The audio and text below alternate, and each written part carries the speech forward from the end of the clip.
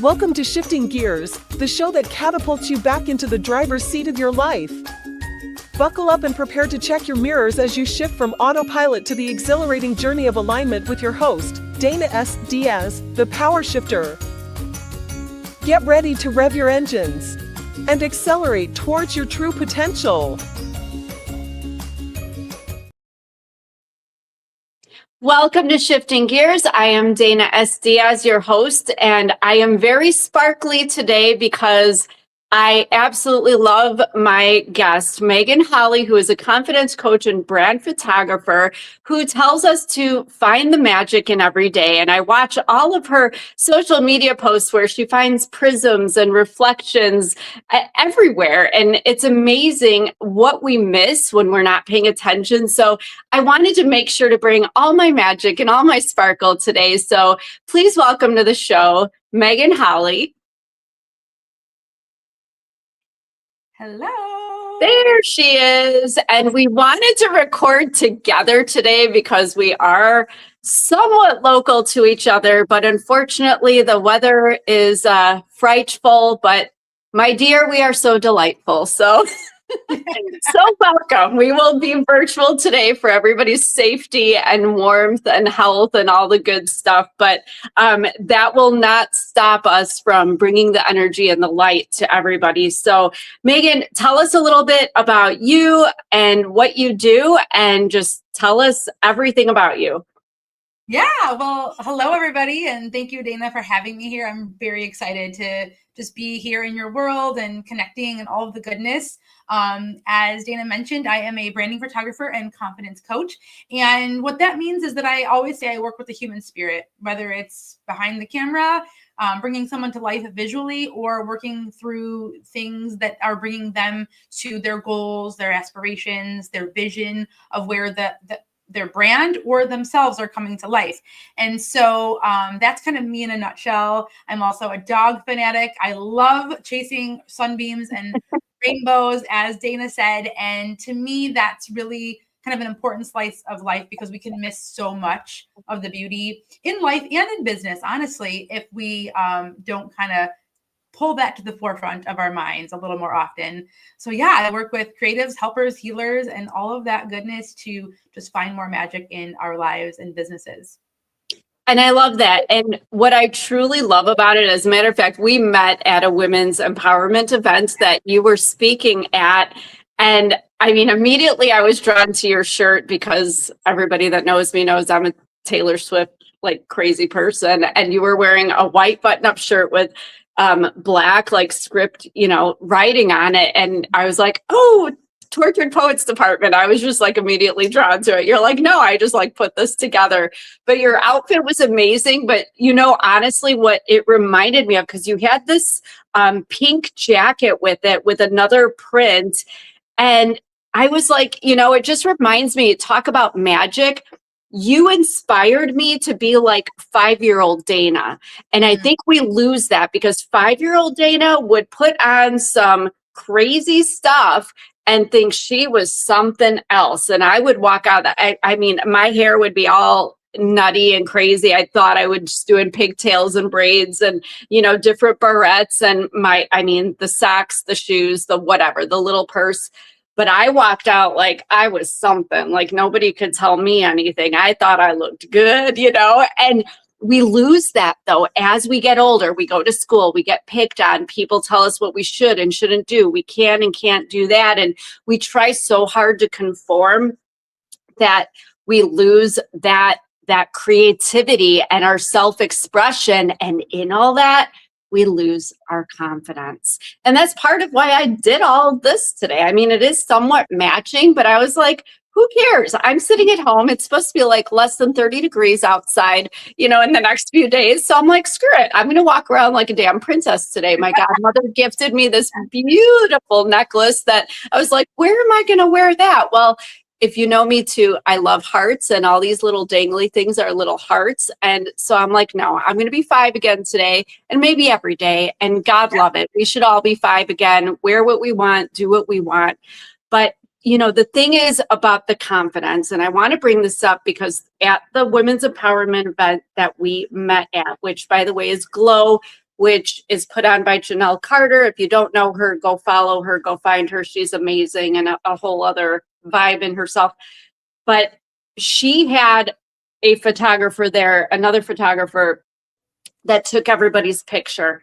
And, you know, me, I'm just a weirdo and I'm like, yeah, you know, making all kinds of little fun moves and dancing around. And he's like, would you stay still? I thought I was like getting my high school yearbook photo again where I had to like pose. So I finally stopped and just smiled and he took the picture.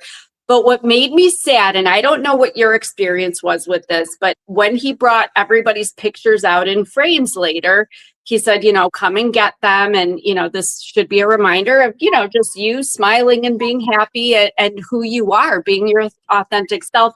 And there were so many women there, including one that I was with that was like, oh my God, I don't want anyone to see my picture. I hate how I look and all this stuff. And I was like, we are so hard on ourselves, but it makes me sad when other women really believe that about themselves. So, I mean, I have my picture right here, and I mean, it's not, I mean, look at me. It's like my twin. Yeah, I finally stood still for him, which was a feat in itself for somebody to get me to stay still. You know, good job.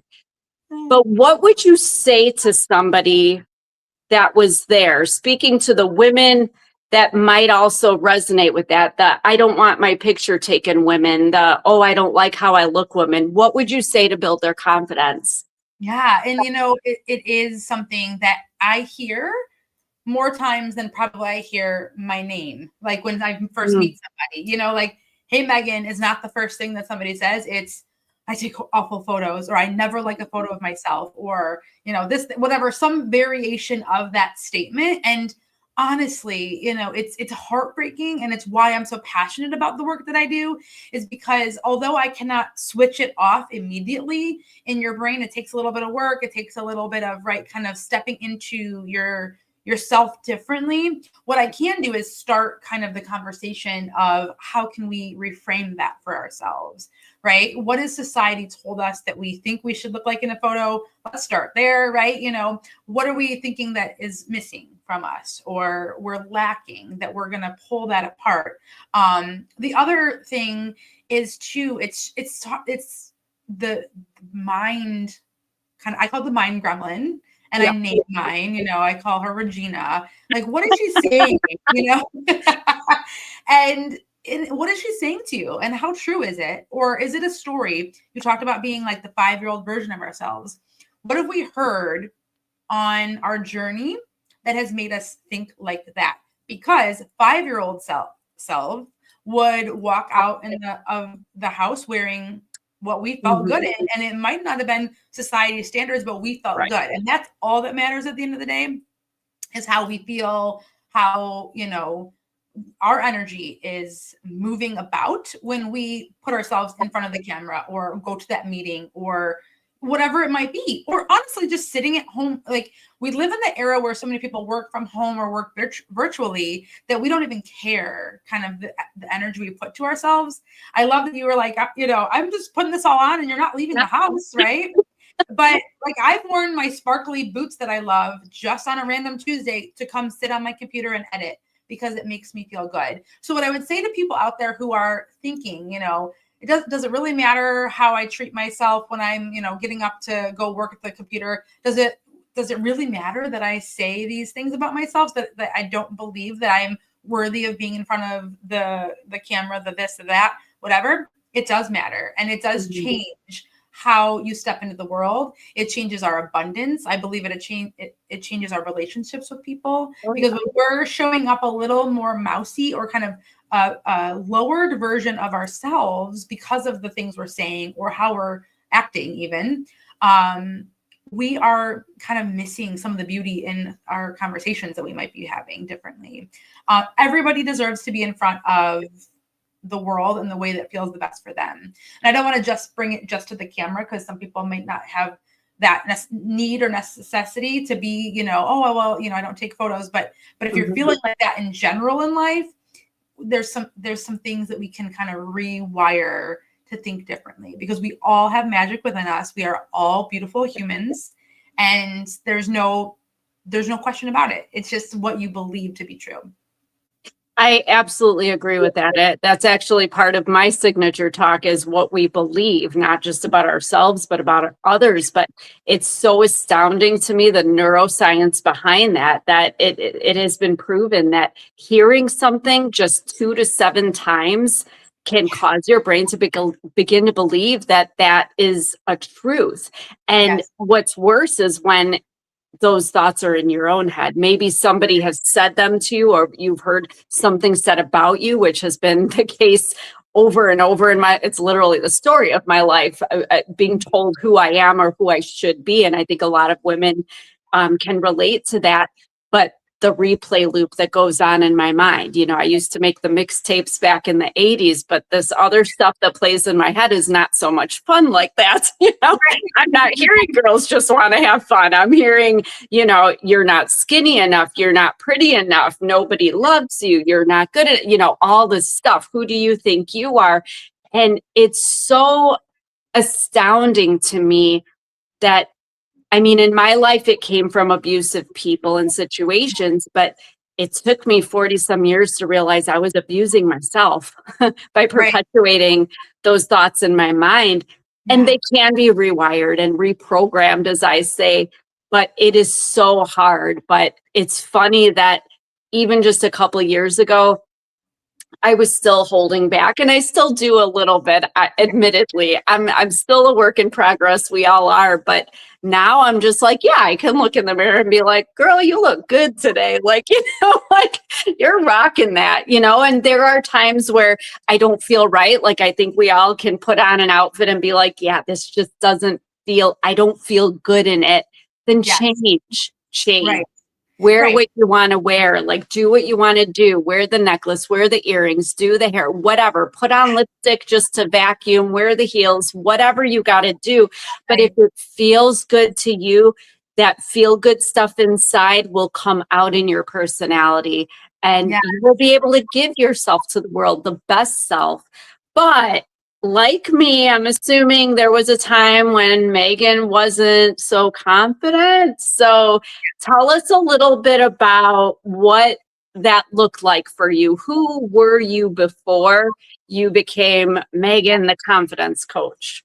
Yeah, that's a really great question. And it stems way back to that little version of myself, really, to kind of set the stage for what that looked like. Is I was and still am to some extent, a shy, more kind of like, in kind of intro, I wouldn't say an introvert, but kind of I just really stay kind of to myself when I'm kind of, initially kind of out in the world, right? If that makes sense. Yeah. And so, but it's different now. My shyness looks different now than it did when I was younger. I was a very shy, quiet, painfully quiet. Actually, ironically, I have from back in the day sitting next to me a bunch of progress reports from like grade school, middle school, because I'm going to use them for something soon. But every single teacher on here was like, she's painfully shy. She's so quiet. We wish she would speak up. We wish she would raise her hand, all of that. And if that doesn't say exactly what the world was perceiving me as, I don't know what does, because that was it. I was scared of the world. I was very highly anxious child as well. Anxiety has been a large part of my story, dealing with kind of, specifically medical anxiety, but also just scared of just the world really in general. And so mix in all these different things, being shy, having anxiety, and then also kind of growing up, in the 80s and 90s, it's one of those things where the communication was so different back then. It was just a time and a place. Like we didn't get the chance to articulate ourselves always in the way that was best. And if we did, it often was taken out of context. So I was also told like that I was just being so dramatic sometimes. And so, this and so that, and like, oh gosh, here she is being like dramatic again. So if I was expressing a big feeling, it was then told, well, that's just too much. Like you're fine kind of essence. And it wasn't that the people around me were bad people. They were my family, and I still love them and to this day, but it was just what they knew and how they knew how to react to the way that I was presenting.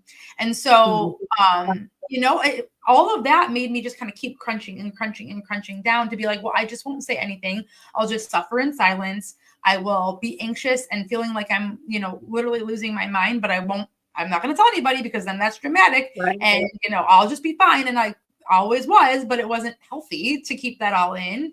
And so now, as I went on to, middle school and high school and college, I would kind of shed some of the layers, but they were still not quite, all the way off. It was like when you peel the onion, but it's like still stuck at the bottom. It's like kind of hanging on, like flapping along with me. And I'm like, ooh, and it really wasn't until about 9 to 10 years ago when I started really kind of doing the work purposely and being more intentional about what is it that I really want out of my life? Because at the end of the day, that we can only, you could have all the coaching and all the support and all the things in the world, but you really have to want a shift for yourself. You need to want to really shift that gear, change where you're going. And I was sick of feeling scared of everything. I didn't want to make phone calls. I didn't want to go to the grocery store. And although sometimes on like harder days or maybe harder seasons, I might feel a little bit more like, oh, like the things can feel hard. It's not where I live all the time, right? That's just normal human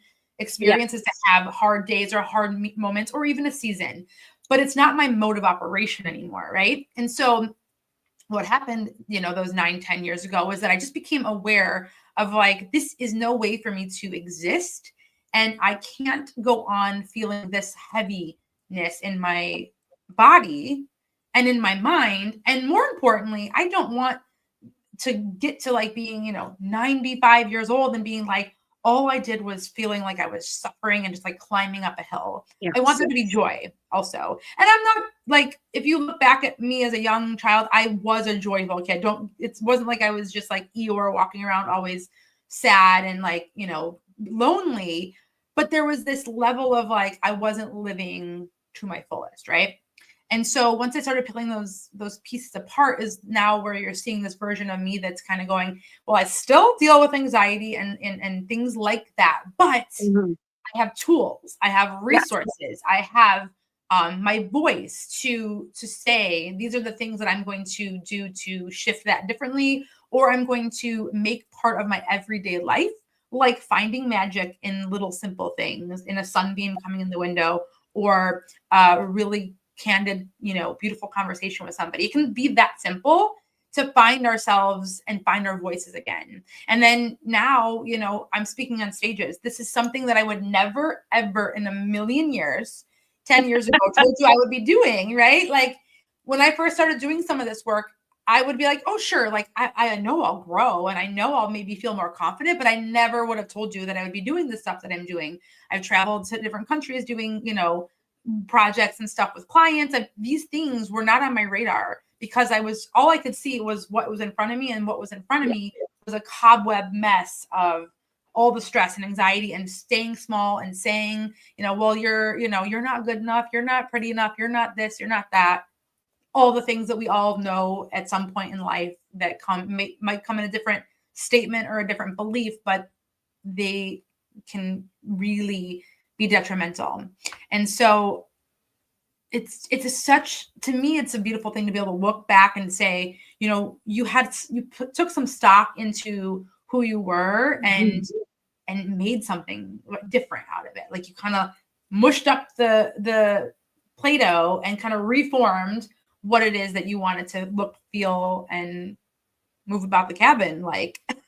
Yeah, exactly. I always say it's like shaking up the Etch-a-Sketch and just starting over, like just saying, this is not working for me. I don't like how this is going. Like, let me just start over, because we forget that us 80s kids, we had do-overs. If you didn't like how playing house was going, let's have a do-over. If tag wasn't going well, do-over. Yes. And we gave ourselves those graces, but then we grow up and we feel like we have to meet some level of expectation or perfection, and we don't give ourselves the graces or the permission even to have do-overs. And so that's something that I say to myself all the time, just like do-over, like we're just gonna start over. We're gonna take that U-turn, left turn, whatever we got to do. We all get lost a little bit, we all get off track, but I love first of all, thank you for sharing all of that, because I think so many people can relate. And I think that is one of the points that you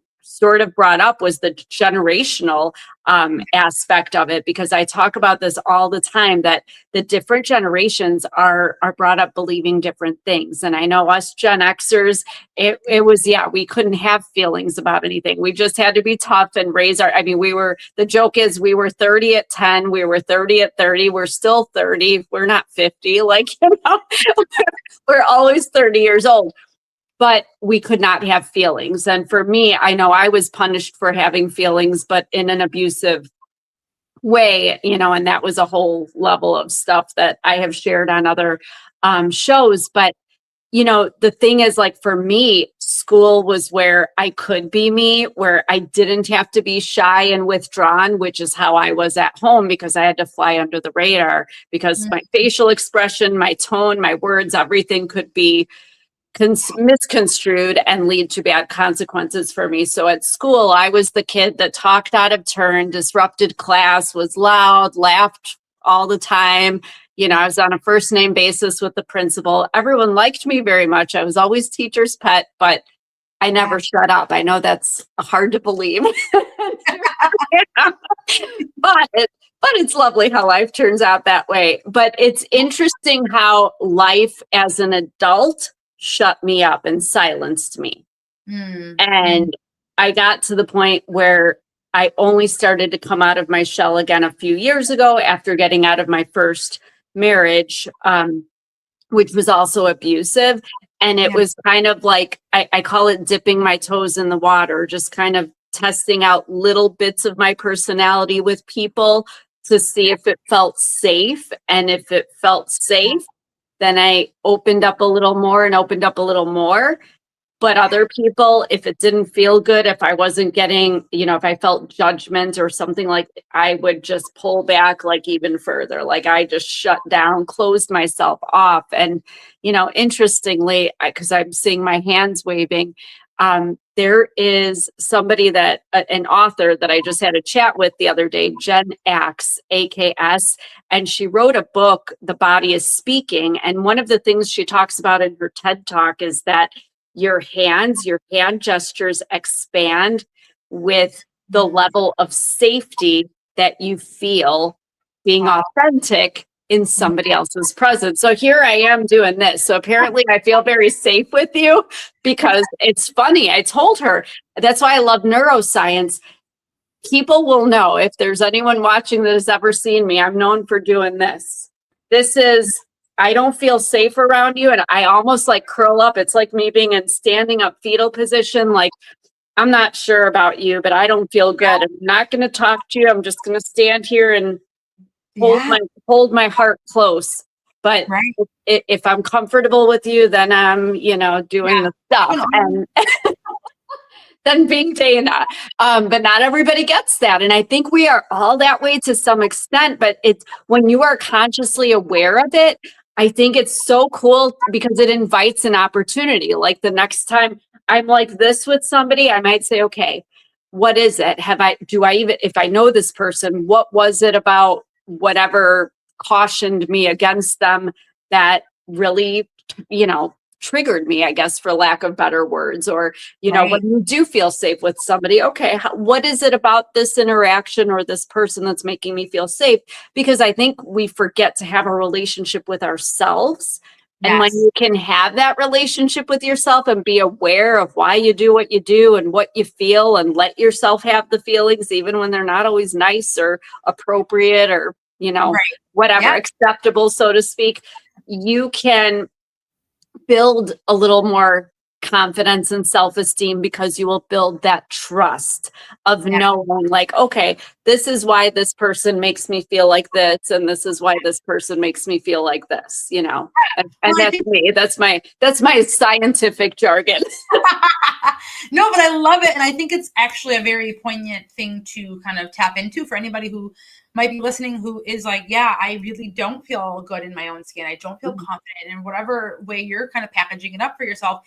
It is kind of two things came to mind for me, is that one, it is taking that little bit of a moment to see how you are interacting with the world and how the world is interacting with you, right? And it's a good thing to kind of dive in, because you can see, you can have that moment for yourself of, well, why am I acting or feeling this way? Is it because I'm having a bad day? Am I tired? Or is that person really not a good fit for my self right now? You know, there could be a lot of different reasons, but if we don't tap into it, we'll never know the answer. It might be that you maybe had a different perspective of what they were like, and then when you were kind of finally in their energy, you were like, ooh, it's different. And I'm kind of like, your body knows best, you know, the body knows. And so you're like, ooh, so maybe your first instinct was different than the reality of that. So then you can then make better choices for yourself. Well, okay, you know, there's somebody who I have to have in my life in some regard because maybe they're a coworker or whatever, but how do I safeguard myself but feel my most confident when I'm interacting with them regardless, right? Or if it's somebody you can create a bigger boundary with, whatever it is, at the end of the day, it's helping you support yourself in being your best version, no matter what, who, where you are. The other side of it that popped up for me when you said that was perspective. Perspective of you, your own perspective of yourself. Because for so long, right, we lead, we put our hand out, we're like, hi, I'm Megan and I have anxiety. And we lead with these things that aren't necessarily supportive for us in the bigger picture. It's not to say that we take out the hard parts or the things of our personalities or our lives that are like heavier or harder, but we do have to figure out how is our perspective of ourselves and how are we kind of moving it into the world, into the conversations. Not like you said with the hand gestures, not everybody, you know, maybe is worthy of knowing every intricate part of your story so that you can safeguard yourself in that.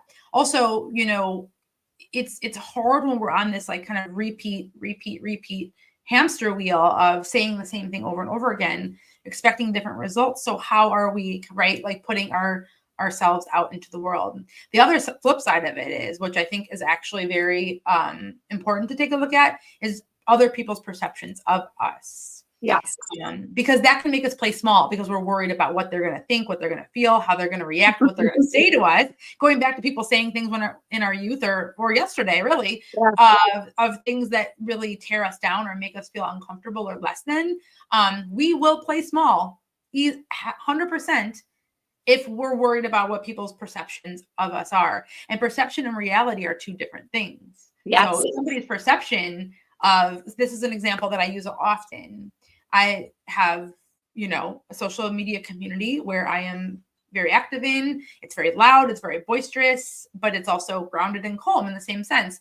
But I had somebody once in my world say to me, oh, I have so-and-so friend who just started following you and she loves what you're doing, but she just feels like overwhelmed.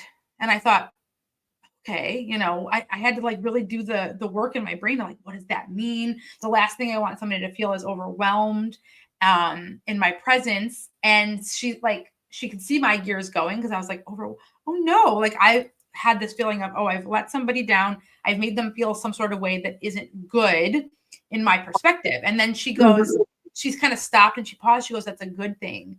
She goes, if you knew this person, because she didn't tell me who it was. I didn't know who, I did still to this day don't know who it was. And that's okay. She was like, this person is doing a lot of work of being more comfortable in their own skin. And I think they see and perceive you as being fully comfortable, fully in yourself, standing in your truth. And it makes them kind of go, oh, I'm not there yet. I don't know how to be there. And I don't know what to do with that. So I'm going to like feel some sort of way about it, which I find vastly interesting because we all are doing it. We see somebody on, you know, social media, we walk by somebody in the grocery store, we're making kind of snap perceptions, not even snap judgments, snap perceptions of what we think given the context. And so I use that example to kind of remind people that like people are going to perceive us in all different ways, shapes, or forms. Some may be on the nose, some may be totally misconstrued because of their own thoughts and their own spaces. So we can't let that affect how we show up, right? And then the other side of that is like having better conversations then, right? How can we have better conversations if there is miscommunication or we're not feeling like we can be ourselves in front of somebody who we deep down want to? What kind of conversation needs to come out of that so that you can create something for yourself, a space for yourself in that relationship or existence that, you know, you can move through it in a more confident way, if that makes sense.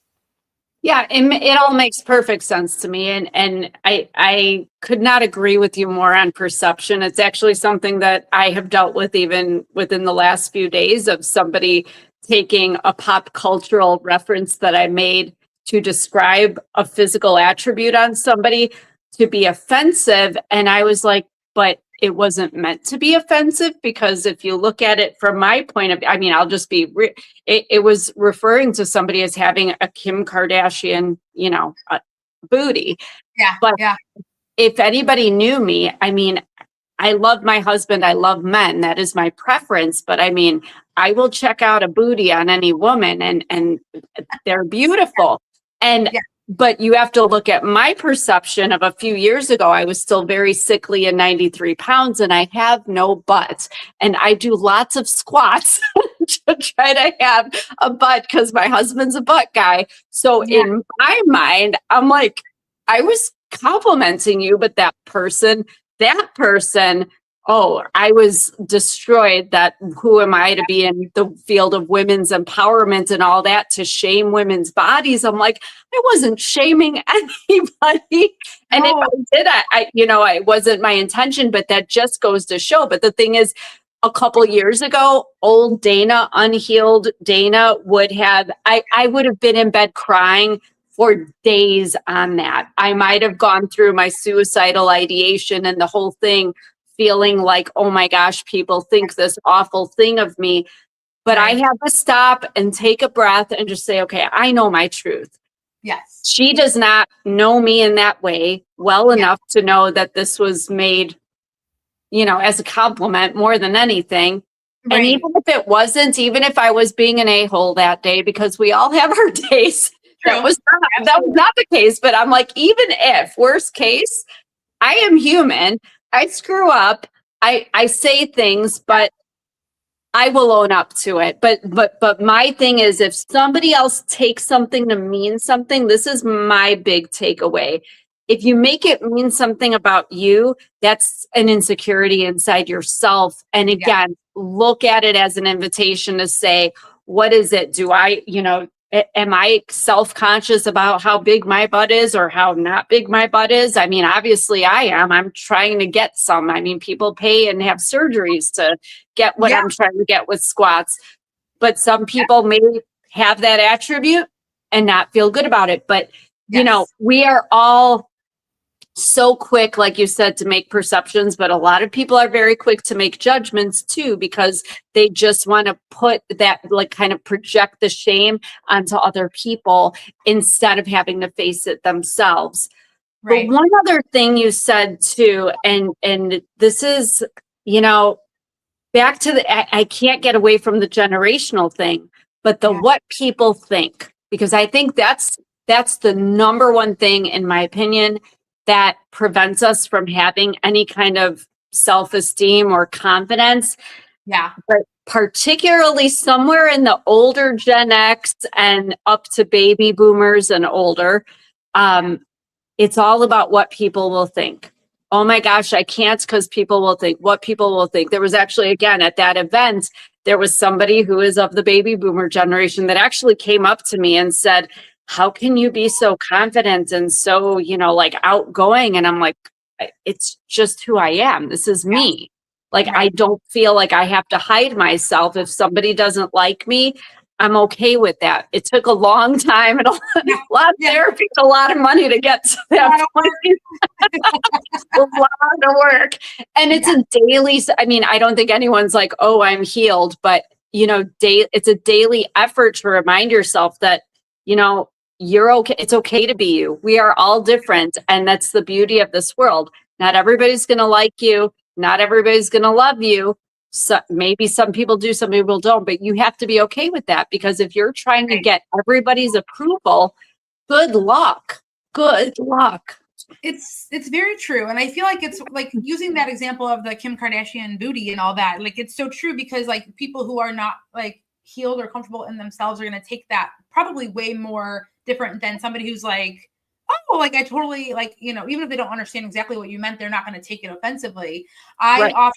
I'm short, but I have a big wide butt, and I say that not as a as a rip down, not as a Yeah. demeaning way. That is my truth. That is how what my butt is and how it is. And it's not bad. It's not good. It just is it. It's Right? just is. Yeah. And when you said that, it resonated with me majorly because there's been times when, like in like photo sessions, for instance, once my camera's up in my eye, sometimes it's like the world doesn't exist except for what like I'm focusing on, and I'll bump into something with my butt, and I'll say, "Oh, my big butt just ran into that," not meaning it in a mean way towards Right. myself. Oh, you don't have a big butt. And like people immediately will go into like first aid mode.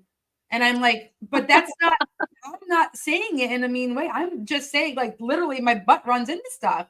It's really just true. And I'm not mad about it. It's okay. Like, I am very comfortable with my skin overall. Right. Like, and if there is something that I want to shift or change, like doing squats or being stronger or whatever, that's a different story. But like, we need to be more, I kind of almost do it on purpose now and say stuff like that, so that people can almost see it's okay to exist in your reality, and it's okay to own it. Like, and I also am the big believer that it's okay to like love something, but also want to shift it. Like both are okay too. I think it's just about how we're treating ourselves over that situation, especially if there's a shifting. But why are we like, if that's your truth, why are we denying it? It's because we go back to those generational things, and it's like the silence over it all, the vanity that was so brought into it. When I was getting married, I wanted to be barefoot first off. I wanted to have no shoes on for the ceremony part because it was in the grass, it was outside, but my mom was so worried about what people would think. She's a boomer, love her, but she's a boomer. And there's a whole thing going on with that. And she was just so bent out of shape over what people would think. Now, here's the thing. My dress was A-line. It was tulle. It was huge. You could barely see my feet. I mean, people probably wouldn't even know I didn't have shoes on, but it was so drilled in her brain of what people would think. And I remember thinking to myself, this is such a poignant example of this situation. Now, I did end up wearing silver ballet shoes instead of being barefoot, but I was still bucking the system because I didn't want to do it traditionally. And I was like, I'm not going to let other people's worries and thoughts get in the way of how I want to show up on my own wedding day. But it would have been really easy to just be like, fine, I'll get the satin heels and and all of that, because we were worried about what people thought. But it's a great example of like, we hear that over and over again. If our parents, if our grandparents, if our people that we work with, if all these people are just in that generation, or our current generations, even our younger people, depending on where they're at with how they've been brought up and what they've heard, we're undoing that. And I do believe that Gen X, and I'm technically an older millennial, we have like a lot of work to do. We have a lot of work to do. And it's kind of like, woo, it can feel heavy in one breath, but kind of almost enlightening. Like, let's revolt and let's get everybody more comfortable with our own skin. Yes. Ourselves, with owning that. I've also had quite a journey with acne over the years. I have PCOS, which for many people can bring on really bad acne. And so thankfully I don't break out now. I do have some old scarring from it, but I don't have what I had in my 20s. But there was so many times when I was like, I want to hide real bad right now, because it was like the top of a conversation. People, I've tried Proactiv. I tried this. It was nothing was off the table. I didn't even know people, and they'd be commenting on it. And it was at that time where I was just like, I just have to keep showing up for life, because it would be very easy for me to just hide under the table and be like, everybody sees it. I can't hide it. All the makeup in the world can only like sort of disguise it. But it was like, I didn't know it then. I almost didn't know it until I was talking about it right now. But my choice to keep kind of being like, well, I'm going to still go out and have fun with my friends. I'm going to go do this. I'm going to go do that, was just like a revolution against the norm, right? And it was like this medical condition that I had to get situated taught me that like people who love me still love me. People who, so if, again, kind of using that as an example for anybody who's like, yeah, well, I've got all these wrinkles, or yeah, I've got, oh, my hair is turning gray, or, oh, I've always dealt with, this, that, or the other. So what, it's one of those things where we have to do what is best for us and still live a life that feels good. And it's not easy. It's not easy. It's a choice. No, it's not. Day. It's a choice Yes. every single day to say, am I going to let the mirror or the gremlin in my mind or my whoever be in the driver's seat, or am I in the driver's seat? You always are in the driver's seat because you are home. You are homeostasis. You are the driver. But sometimes we get in the Uber. Sometimes we get in the Uber. No, and we all want the Uber sometimes. We want the easy button. We want somebody to take us there. But I think that's a very relevant point. I'm a big dreamer. I'm a dream analysis junkie, so I could analyze anybody's dreams and tell you what's going on. But that is a big one that comes up when people have dreams where they are either in the driver's seat, passenger seat, back seat, because I feel like, and that's kind of part of my gimmick, because I feel like so many people are sitting somewhere other than in the driver's seat of their own life. But it is a choice. It is a choice to be passive about your life. It is a choice to let other people drive what you do and what you wear and what you say and how you act and all this stuff. But look at our country, look at this world. How many people, the high incidence of depression and anxiety, and not just that, but the suppression of feelings, which goes back to the generational thing, because those baby boomers love to suppress feelings, right? Yeah. And how does that manifest? In physical illness, in autoimmunity, in cancer, inflammations, all kinds of diseases. They all come from suppressing the feelings. And it's something I'm obviously very passionate about. But I think it's really important for people to learn to be comfortable, not just with, we kind of went off on a thing there about our physical bodies, which let me just remind any woman that's resonating, my advice is I call it soul skin. Some people have nicer soul skin than others. Some people look like this, that, and whatever. We're all different. Who cares? I look at it like a house. Sometimes my house is a damn mess. And sometimes I can make it look really, really pretty. You deal with what you got. It might need a new roof. It might need a new this or that. You might get new furniture. But it is what it is. But who you are in here, that's what matters. And the people that are looking at this to judge you based on your external and outward appearance, I would question whether those are really your people. My people will see me inside. I mean, even all these dating shows, I remember many years ago when The Bachelor and all these other shows were coming out. I said, I would love a show where people had no idea what the other person looked like. They only communicated and fell in love that way and decided who they were going to be with that way. Didn't matter what age, even take gender out of it, unless there was a strong feeling towards one gender or another. But why can't we just relate as human beings?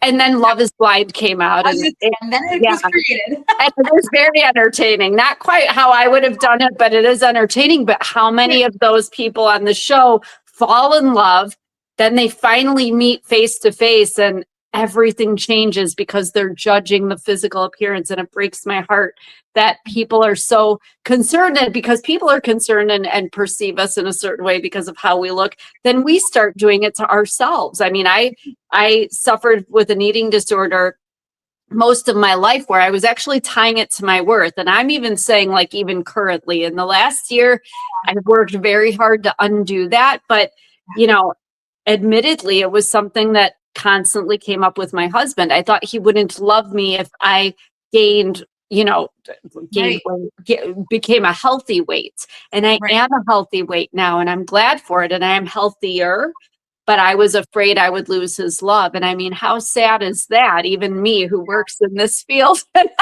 I was struggling with this, but we need to remember that we got to take care of ourselves in here.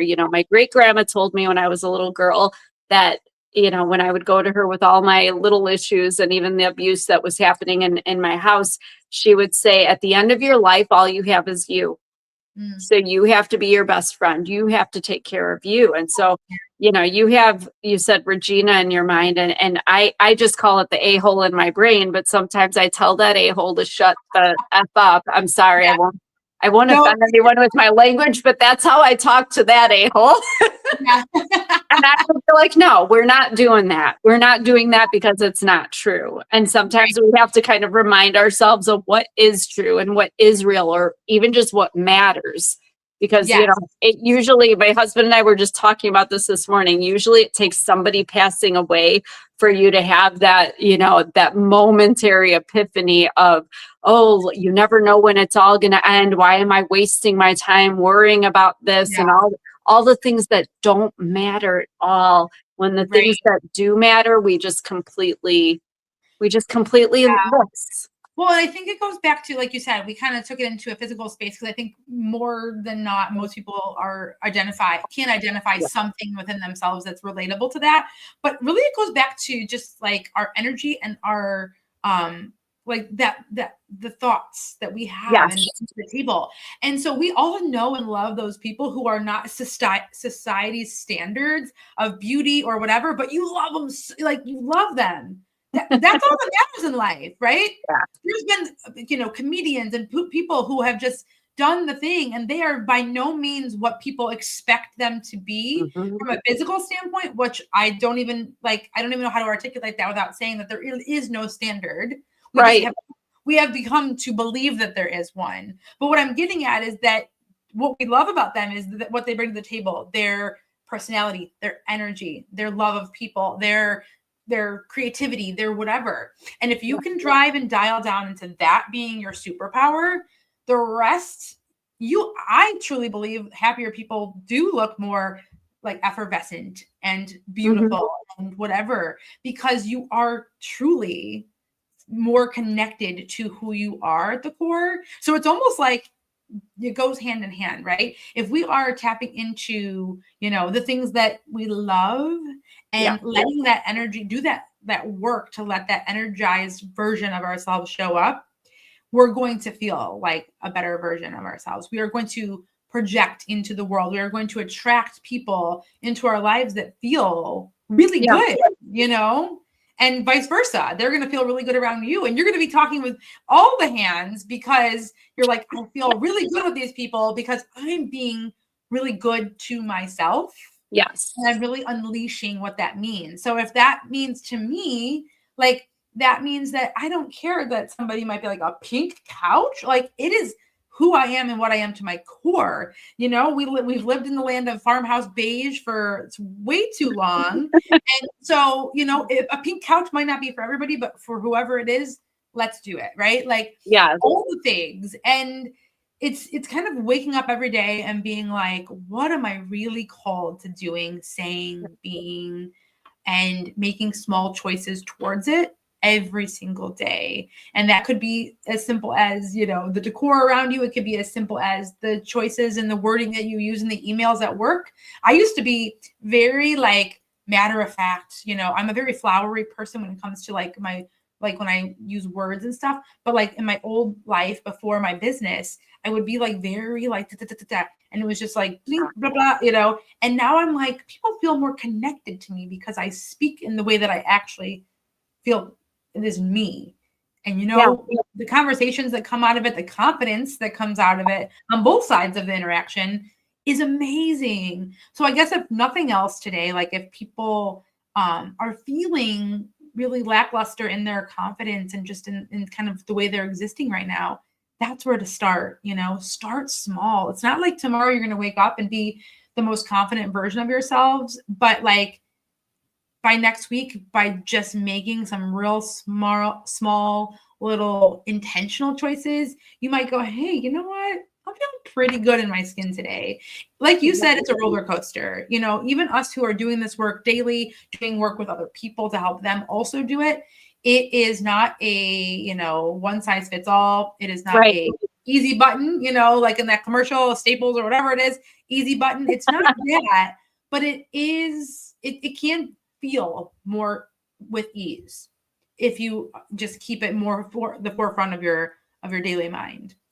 I agree with you. I mean, for me, in my life experience in the last few years of my healing, I feel like the confidence has come from embracing and accepting myself as who I am, and where that started. I mean, when you're talking about the little things, and I think this is why part of why I love you is because when you got on stage to speak, you had music and you were dancing. And I mean, anybody that knows even the slightest thing about me, like music and dancing are my thing. Like, so I go back to that little stuff. Like when I got out of my first marriage, it was like, okay, what do I want? Maybe not in 5 years, but what do I want right now? Oh, it's dinner time. I want a pint of ice cream. Oh, but it's dinner. I should have actual food. Well, screw that. I want a pint of ice cream. It's these little things, like I always say, fill your heart with joy. What's going to bring happiness to you? Yeah. For you, and by the way, the pink couch is looking fantastic. That is so my vibe. I love that. And this is why I love you. But that's the thing. I look at your Instagram posts and everything, and all the prisms, you find like the reflection of rainbows and light and different colors on your walls and in different places. And you have little things and your crystals and your plants. And that's the thing. Those tiny, tiny, tiny little things in life, they just immediately spark something in you. They ignite something in you. But we lose sight of that in all these, the boring beige and gray.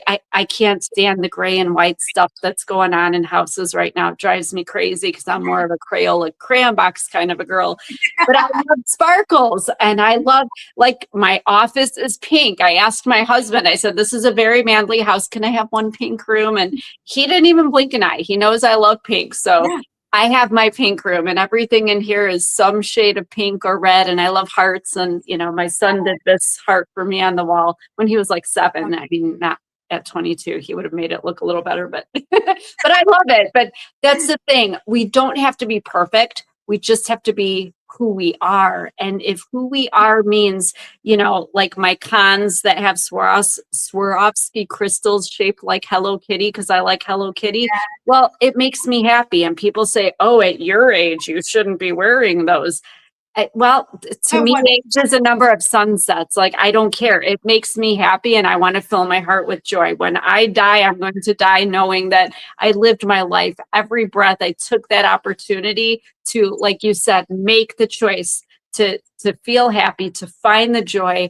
And I have lived so much suffering and endured so much crap in my life. I just don't want to do it anymore. And yes, when I get sick or perimenopausal or, stuff, I don't always have the effort, but when I do, I try really hard, because why suffer? Have those days. There are days when you could ask my husband, when I am growly and rolling around and I'm like, I don't want to do it. I don't want to get up. This is, the day's already crap, whatever it is in my brain. We're human. And I think that's what's really important, because especially for me, because people do see the colors and the this and the jewelry and whatever, I don't want it ever to get misconstrued that's just that's the baseline, and that's where it's always at. And that's where we're like, roll me up from here, baby. Because it's not the case. Sometimes it divots, here's our line, and sometimes it's down here. But the thing is, if I am doing that and I can't remind myself of it, it just takes either him reminding me or me getting up and being like, okay, what am I going to find in my proximity? Or what am I going to do to shift that? And for me, it does come down to like the joy of music and movement. And there are days when I absolutely do not want to move my body. I want to just be like, nope, everything hurts. I can feel all the, every vertebrae in my spine right now. I'm not doing it, because that's the thing that we'll keep telling ourselves, right? Like, I'm tired, I'm old, I'm this, I'm that, whatever wording we're putting with it. But that's only like because we're allowing that to be our truth. We see and we know science backs it, that music and movement, even if it's subtle, even if you can't get up and like, run around and dance like a crazy person, you just shift your hips back and forth? Can you bob your head? Can you just get a little bit of that stagnancy that we hold on to, those hardships and those emotions and that just like feeling of heaviness? Can we do that? Yes, we can. And it might look different for everybody, and it will look different for everybody. But for me, it's like that. When I'm laying there and I don't want to do it, and I don't want to do life, or I don't want to do whatever tasks at hand, I look around and I go, okay, there's not any sun out today. So I'm not seeing as many rainbows or sunbeams today, but I could still look at, this plant next to me and be like, you know what? I'm so grateful that there is life in this world, and that we have vegetables that we can eat to, Yeah. serve our body. Like, it's just those little tiny, like, train of thought, like, shifts that matter. Or I'm going to go put on my favorite song in the whole world and I'm going to listen to it. And for those 3 minutes, that's all I'm going to think about. I'm not going to think about the dread or the this or the that is trying to take over my mind right now. And, it even if it's a 1% shift, it's a 1% shift. And that's all that matters. I completely agree. I had just recently made a reel that basically just saying you have the option at every turn, you have the option to create or critique. Yeah. Not just others, but yourself. So do you want to create in that moment something positive and joyful and uplifting and supportive and all the good stuff? Or do you want to diminish and destroy? And I mean, I don't know. We all fall into that. We all, self-sabotage for some reason at some point. But if you can make the conscious effort to say, no, I'm not doing this. Like, right before we came on, I had Opalite playing by T Swift because it is dreary and awful loud. And I'm like, no, we got to get Happy Dana back. I know it's an amazing song. What is your go-to song? You like to post dancing every day. You dance to something. What's your favorite song to dance to? Oh goodness, that's really hard to answer because I love so many genres and so many eras and all the things. For me, I do love I can't remember the artist that it's like a newer rendition of Dancing in the Moonlight. And it's like, kind of got like a little bit of a remix vibe to it. Okay. And I just love it because one of the lines is in that song is like, I can't remember exactly the wording. I'm going to forget it now, but like, keep it loose to keep it light. Keep it loose to keep it light. Yes. And that's it's like a good one. Reminder when I'm doing my thing. That is something that I urge my community to do is this one song a day with intention, put it on and move it. And that lyric in there is so right because if we keep it a little more loose, we keep it a little bit more light. So I'll have to pick that song right now. It's kind of like it goes on more than it doesn't, kind of a thing. But yeah, and it shifts so much in me. I feel like I can breathe better. I think I can like on days when I'm just like focusing too much on something in front of me and it's not working or I'm feeling frustrated. The last thing I want to do is walk away from it. But when I do, the answers come quicker. I can speak more fluently, all the things. So it's a beautiful thing. We have that. And all it takes is literally a song in our bodies to just tap our toe or something. I agree. My grandma's 85 and she'll just sit and do her thing. We like to move. Us Latina girls, we like to move and groove. So, hey, we only have 2 minutes left here. So let's get people to connect with you. So if somebody wanted to find you, where can they find you? Tell us a little bit about what you can offer where, and we'll close out. Yeah, awesome. Well, thank you so much. My handle on pretty much any social media is Megan Holly Creates. And the places where I spend the most time are Instagram and Facebook. So those two places are where you'll see the most consistent content and all of that good stuff. But I'm also on YouTube where you'll find my podcast episodes as well as other short form as well. So those are kind of the three places. Again, it's Megan Holly Creates. There you're going to find, reminders to find the magic in your everyday life. We're going to find that reminder to dance. We're going to find other content that uplifts. In the new year, I've got a lot of fun things. Confidence hotline coming in strong. So basically, if you are looking for, especially into the new year, for some place to go to just feel good and a little bit more seen and light and confident, then I would love to have you just hang out with me on my socials. Amazing. And yes, I'm always on your Instagram, your stories. I always see you smiling and dancing and showing us crystals and prisms and all things that lead to happiness. So I encourage everybody to check Megan out at Megan Holly Creates on all social media, but I prefer personally Instagram as well. So that wraps it up for today. Thank you all so much for joining us. And thank you, Megan, for joining me. We will definitely have to try to do this live at some point again where we can share a dance. That was my plan. I will have Opalite playing for both of us. But thank you to everybody for joining us. Please go to Megan Holly Creates. Follow her, like her stuff. I promise you will not be disappointed. And don't forget to check me out as well, danasdiaz.com, where I do have level 1 basic tier 1 Shifting Gears, the course, finally available. It's just an opening to get you back on track, get your mind thinking in the right direction. So watch for that. And join us in 2 weeks when we have a follow-up. It'll be my shop talk on today's episode. And until then, be amazing and have a beautiful day. Mwah. Thanks for tuning into Shifting Gears, where transformation isn't just talk, it's a conscious shift into the best and happiest version of you. Until next time, enjoy the open road. And if today's episode inspired you, be sure to like, share, and follow so you never miss what's coming next.